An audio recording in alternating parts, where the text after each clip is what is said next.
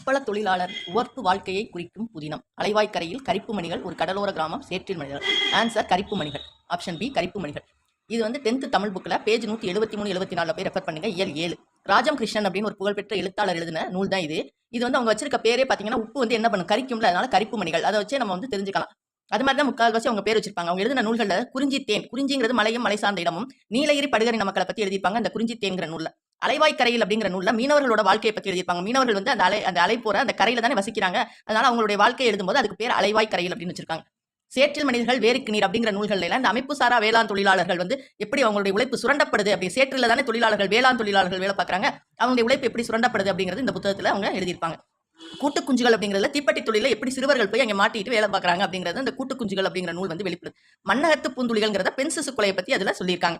இந்த மாதிரி அந்தந்த புக்கு ரிலேட்டடான அந்த கான்செப்ட் இருக்கும். அப்படிதான் ராஜம் கிருஷ்ணன் அவங்க நேரே போய் ஃபீல்டில் போய் எழுதுவாங்க. அதனால உப்பள தொழில்